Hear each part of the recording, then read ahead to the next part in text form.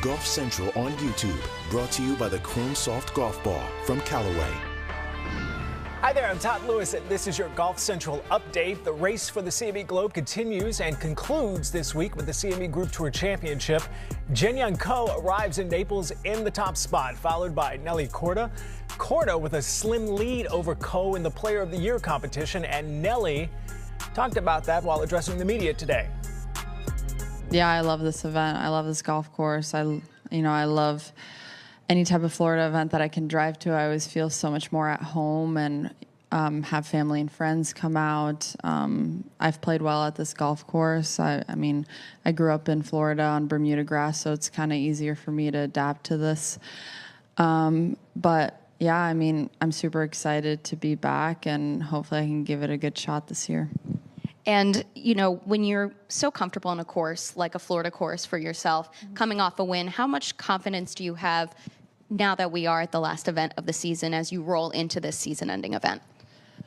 Yeah, last week was definitely a confidence boost. But I've always said it's really hard to kind of win back-to-back because you are definitely a little mentally and physically drained from the week prior. So making sure that I'm well rested and that I'm 100% going into Thursday, and that I'm 100% going, that I'll be 100% going to Sunday as well, is going to be probably my main focus this week. We've got a little bit of weather, I know, incoming Thursday and a little bit over this weekend.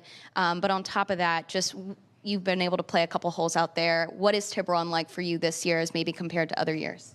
I think it's in actually better shape this year. Last year we played in December, and it was a little bare and sandy around some runoff areas, especially 17. So I think the greens are rolling really nicely, and I think the course is in great condition. Your scoring average dropped into the 68s, and it would be the second lowest scoring average to win the Vera Trophy of all time, if you could qualify. Does missing out on potentially landing a historic mark further add to your emotions you shared ahead of Pelican last week about the Vera Trophy? No, I think I've kind of come to terms with it. It's fine. I didn't really... honestly, I have not even thought of that as one of my goals. In all honesty, going into this year, my goal was to, contend in majors and to be healthy throughout the year and to play to best my ability. I'm not a huge I'm not a player that's going to go out and be like, okay, I want to win this award. I want to win this award. I want to win that award.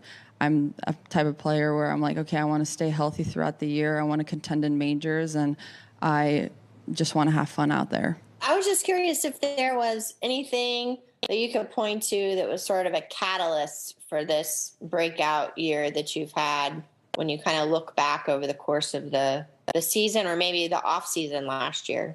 Not that there wasn't much of one. Probably the miscut at the U.S. Women's Open. I think that was kind of my turning point, where I just kind of changed my demeanor a little out there, and I was really disappointed after that miscut, and I kind of turned it on after that.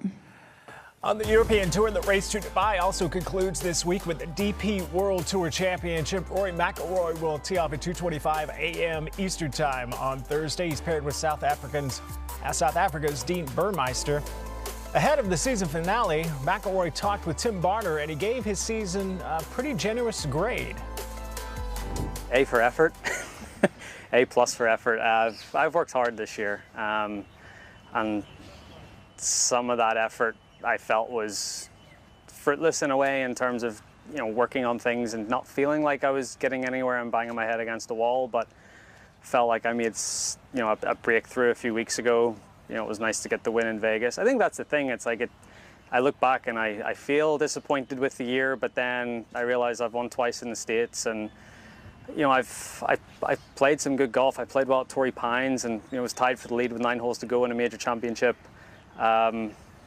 So there's been some good stuff in there, but I feel like my game's turned a corner. Like I think I was struggling for a bit of self-belief before Vegas, and then leaving there with a win and playing the way I played, I felt like I got a lot of confidence from that, which is great.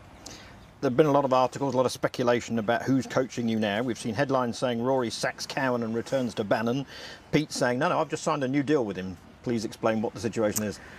So yeah, Michael's my coach. He always has been. I wanted a slightly different opinion for a few months, and I went down that route, and I learned a lot from Pete. You know, there was a lot of good stuff that we did, but you know, I realized that no one knows my game and knows me better than Michael, and it wasn't as if I was never, you know, Michael's always been there. He's been in the background, didn't travel much, but he's always been there, and again, like, I feel like I figured a couple of things out after the Ryder Cup that I brought to Vegas with me, and so yeah, it's, you know, it's been a year of learning, I guess. But yeah, Michael's here with me this week. You know, if anything, it's a very comfortable fit for me to have. So it's great to see him back out, and he's going to travel a little bit again, and he's already been to the States a couple times, and we've worked over there. In terms of Pete, like, you know, we've always had a relationship. I've known Pete since I was 13 years old. And you know, I'm in a position where if I feel like I need Pete's input, I will ask, and he's able to give that to me. And but right now, I'm happy to work with Michael, and you know, if anything changes, I know that I can always go to Pete for advice if I feel like I need it. But you know, right now, I'm happy to work with Michael. So just to clarify, Pete says he's just signed a new contract with you. Is that just a consultancy fee that in case you need him, you can go to him? Pretty much, yeah. Pretty much. Okay. Without getting into specifics. Yeah, quite. How do you view those 8 months with Pete then? You say you learned some things from him. Do you regret doing it, or do you not think... At all. No, I not at all. No, because there was some really good stuff in there, and there was some stuff that I learned, and you know, some things he has a different way of seeing than Michael would, for example, and that was a good thing. So, you know, it's exploration, and you know, I sort of went through that period of exploration to try to get better. Some of it really was great, and some of it I tried really hard to grasp, and I couldn't quite do what I was trying to do. But as I said, I figured a few things out on my own without anyone's input. I just sort of went to the range, and you know, I sort of figured it out myself a little bit. And I'm not saying that I don't need any help ever again, but that's what I talked about in Vegas. It's about doing things my way and not trying to play like anyone else or swing like anyone else. I believed in myself, and I played the way I know that I can play,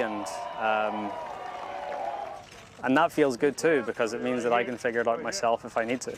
How excited then about the future?